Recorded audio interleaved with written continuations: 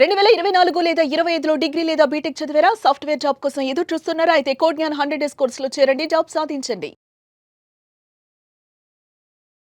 Hello Anwar Hi, గారు, sir. ఇంటింటికి law of attraction, ఇంటికి ఒక మిలియనియర్ Yes. అండ్ వాస్తు కూడా స్టార్ట్ చేశారు. Thank you so much for that. Welcome, ఎందుకంటే మన ఇంట్లో లక్ష్మి రావాలి అని అంటే వాస్తు దిశగా కూడా మనం ఆ డైరెక్షన్ లో ఆలోచించాల్సినటువంటి అవసరం చాలా ఉంటుంది. పక్కా.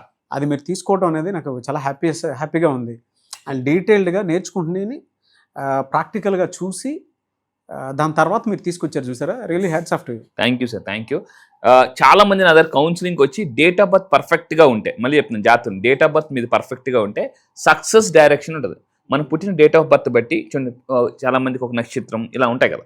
సో అలాగా మనకి law of attraction success direction ఉంటుంది. జాగ్రత్తగా గుర్తుపెట్టుకోండి, కింద కామన్ బాక్స్లో టైప్ చేయండి సక్సెస్ డైరెక్షన్.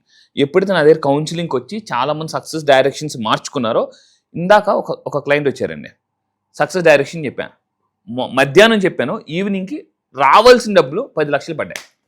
జస్ట్ అంటే జాగ్రత్త ఉండండి. అంటే మన దశ మారాలంటే దిశ మారాలి. మన దశ మారాలి అంటే దిశ మారితే ఆటోమేటిక్గా మన సక్సెస్ వచ్చేస్తుంది అనమాట. చాలా మంది ఎలా ఉంటారంటే మీ సక్సెస్ డైరెక్షన్కి ఆపోజిట్లో వర్క్ చేస్తుంటారు. సో నేనేం చెప్తున్నానంటే జాగ్రత్త ఉండండి. అంటే డబ్బు ఇటు ఉందనుకోండి, వీళ్ళు ఇటుపక్క వర్క్ చేస్తుంటారు, ఇలా వెళ్తుంటారు అనమాట.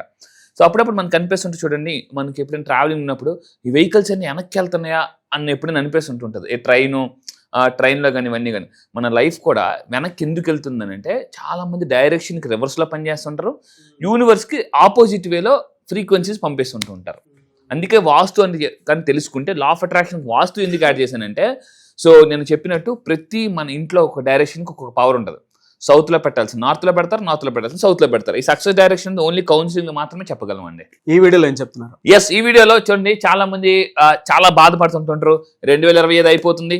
సో 2025లో మీరు నిజంగా డబ్బు సంపాదించలేకపోయాను, లేదా సంపాదించిన చాలా మంది ఉంటారు సేవ్ చేయలేకపోయాను అని మీరు అనుకుంటే, వాళ్ళ కోసం 2026లో మీరు నిజంగా డబ్బు సేవ్ చేయాలనుకుంటే, నేను అనుకున్నంత ఒకప్పుడు సేవ్ చేయలేకపోయాను, బట్ ఇప్పుడు చాలా బెటర్గా ఉన్నాను.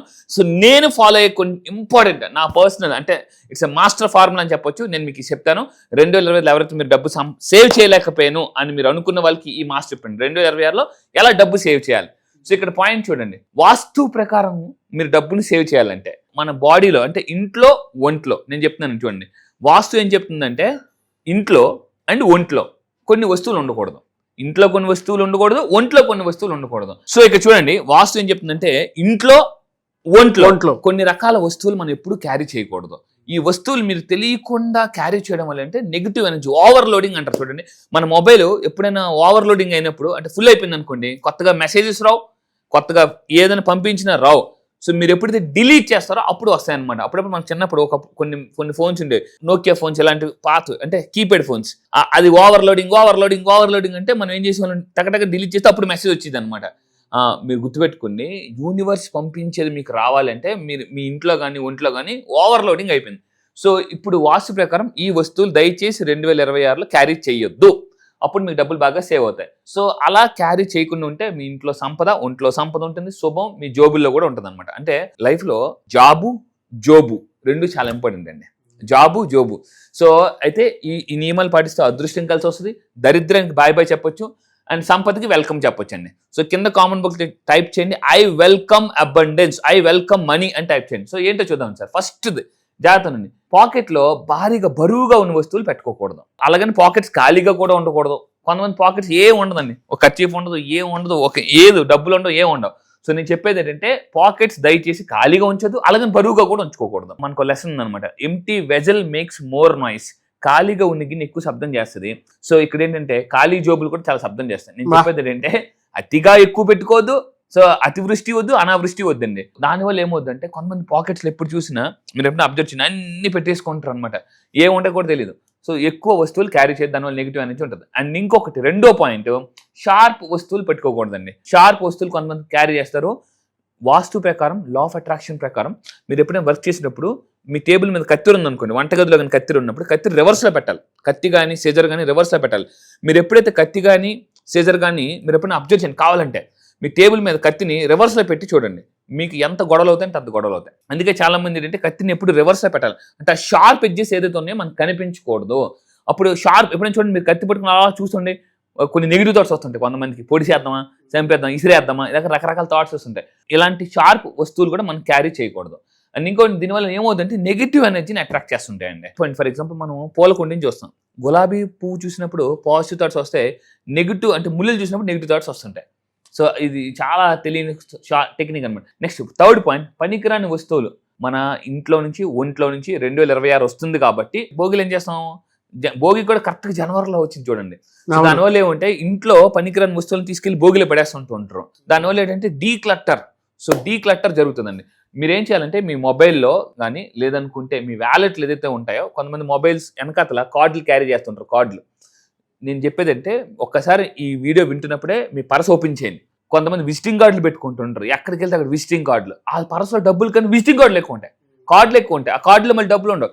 విజిటింగ్ కార్డులు ఉంటాయి, మామూలు కార్డు ఏటీఎం కార్డ్స్ ఉంటాయి, అందులో డబ్బులు ఉండవు. అండ్ ఇంకోటి రిసిప్ట్స్ పెట్టుకుంటారు, ఆ బిల్లులు, పెట్రోల్ బిల్లులు, ఈ బిల్లులు, అన్ని బిల్లులు పెట్టుకుంటారు. నేను మళ్ళీ చెప్తాను, డబ్బులు పెట్టే ప్లేస్ ఎంత నీట్గా ఉంటే అంత బాగా ఎక్కువ డబ్బులు నిలబడతాయండి. చాలా పుస్తకాలు చదివి నాకు అర్థమైంది ఏంటంటే డబ్బు ఎర్న్ చేసే ధనవంతులు ఎవరు? నేను షాక్, డబ్బు ఎర్న్ చేస్తే ధనవంతులు అవరా? మరి ఏం చేయాలి అని అంటే డబ్బుని సేవ్ చేస్తే ధనవంతులు అవుతారు, డబ్బుని ఇన్వెస్ట్ చేస్తే ధనవంతులు అవుతారు, డబ్బుని మల్టిప్లై చేస్తే ధనవంతులు అవుతారు, డబ్బుని డైవర్సిఫికేషన్ చేస్తే ధనవంతులు అవుతారు. సో మనం చిన్నప్పటి నుంచి చెప్పింది ఏంటంటే, చిన్నోళ్ళు టీచర్లు అందరూ బాగా డబ్బు సంపాదించి అని చెప్పారు, కానీ సేవ్ చేయు, ఇన్వెస్ట్ చేయు, మల్టిప్లై చేయు, డైవర్సిఫికేషన్ చేయు ఎవరు చెప్పలేదు. సో నా క్లాసెస్కి వచ్చిన తర్వాత డబ్బుని సిమ్ అనే కాన్సెప్ట్ చెప్తానండి. సిమ్ అందరూ టైప్ చేయండి, మనీ సిమ్ అని టైప్ చేయండి. మనీ సిమ్ ఇస్తాను 2026కి. సిమ్ అంటే గుర్తుపెట్టుకోండి, ఎస్ అంటే సేవింగ్స్, ఐ అంటే ఇన్వెస్ట్మెంట్, ఎం అంటే మల్టిప్లికేషన్.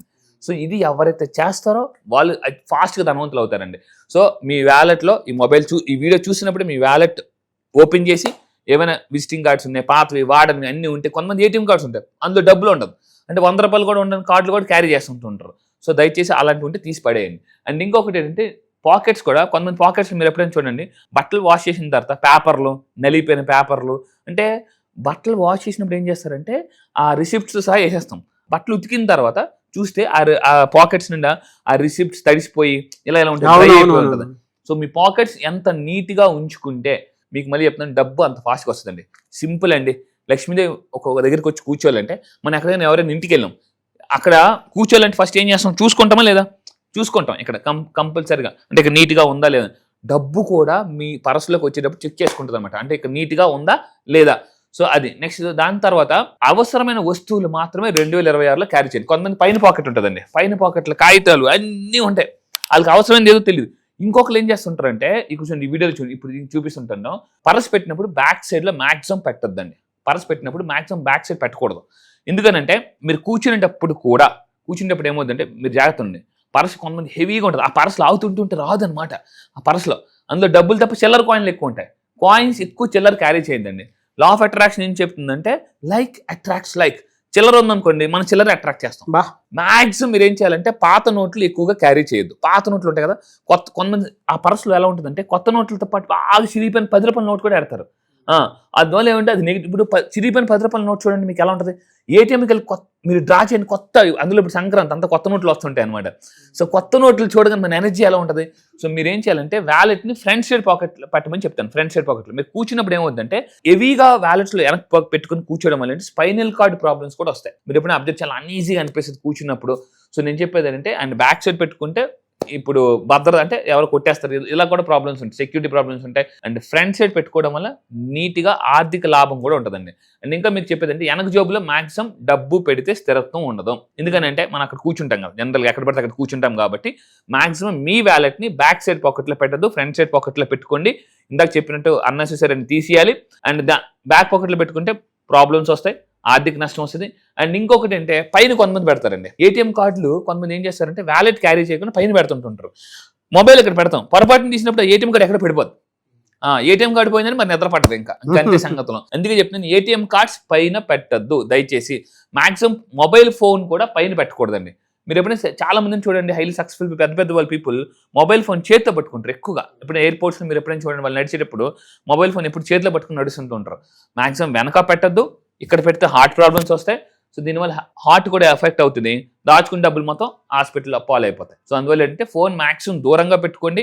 మీరు ఒకవేళ ఆఫీస్లో ఉన్నారు, మీరు పాకెట్లో తీసి దూరంగా పెట్టుకోండి, క్యారీ చేసినప్పుడు కూడా దూరంగా పెట్టుకోవాలి. అండ్ ఏటీఎం కార్డ్స్ ఇవన్నీ కూడా పైన పెడితే ఫోన్ చేసినప్పుడు ఎక్కడ పడిపోతాయి. ఇదండి. రియలీ ఫెంటాస్టిక్ అండి. అంటే ఇలాంటి ప్రాక్టికల్ ఇన్ఫర్మేషన్ ఏదైతే ఉందో అది నిజంగానే మనలో బాడీలో తెలియకుండానే ఒక డిసిప్లిన్ క్రియేట్ చేస్తూ ఉంటాయి. ఎస్, చాలా బాగుందండి. థ్యాంక్ యూ సో మచ్ అండి. Thank you sir, thank you. ఈ వీడియో మీరు ఖచ్చితంగా షేర్ చేయండి. షేర్ చేస్తాను అనుకుంటే కింద comment box I will share this video అని టైప్ చేయండి.